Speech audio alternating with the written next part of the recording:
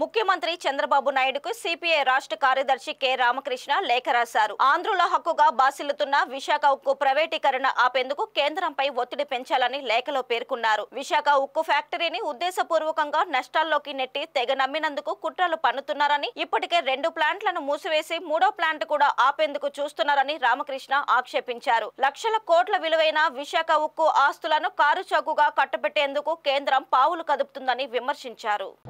ఎన్నికల సందర్భంలో రాష్ట్రంలో ఉన్న కూటమి నేతలందరూ కూడా విశాఖ ఉక్కు ఫ్యాక్టరీ ప్రైవేటీకరణ ఎట్టి పరిస్థితుల్లో కానివ్వబోమని పదే పదే స్పష్టంగా చెప్పారు. విశాఖ నగరంలోని ప్రజలు కూడా కార్మికులు కూడా పెద్ద ఎత్తున వారికి మద్దతు తెలిపి ఎన్నికల్లో గెలిపించారు.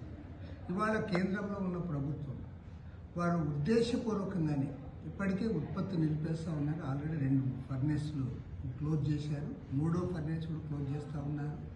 తర్వాత ఏదైతే బొగ్గు తర్వాత ఇనుము ఉందో వాటికి సప్లై కాకుండా చేస్తూ ఉన్నారు. తర్వాత ఏమాత్రం కూడా అది రెన్యువల్ చేయలేదు. వారికి ముందు నుంచి కూడా క్యాపిటల్ మైన్స్ కావాలని ప్రభుత్వాలు కోరుతున్నా, రాజకీయ పార్టీలు కోరుతున్నా, కార్మిక సంఘాలు కోరుతున్నా, ఏమాత్రం ఖాతరు చేయడం లేదు. కాబట్టి ఇప్పుడు కేంద్రంలో అధికారంలో ఉన్న ఎన్డీఏ ప్రభుత్వం, మోడీ ప్రభుత్వం ఉద్దేశపూర్వకంగానే దాన్ని ఇవాళ మూసివేయించడానికి, ప్రైవేట్ పరం చేయడానికి ప్రయత్నం చేస్తూ ఉన్నారు. దాదాపు 22,000 ఎకరాల భూములు ఉంటే దాదాపు 1,00,00,000 కోట్ల రూపాయల విలువైన భూములు ఇవాళ వాటన్నిటి కూడా ప్రైవేట్కి అప్పచెప్పడానికి మరోవైపు ప్రయత్నాలు చేస్తూ ఉన్నారు. మరి రాష్ట్రంలో ఉంటున్న తెలుగుదేశం, బీజేపీ, జనసేన కూటమి వారు స్పష్టమైన విధాన ప్రకటన చేయాలి.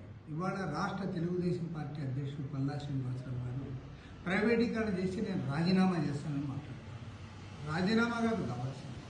ఇవాళ మీ ఎంపీలు కేంద్రంలో మీ ప్రభుత్వం అధికారంలో ఉన్న సందర్భంలో దానిపైన ఎందుకు మీరు మాట్లాడడం లేదని మేము ప్రశ్నిస్తా ఉన్నాం.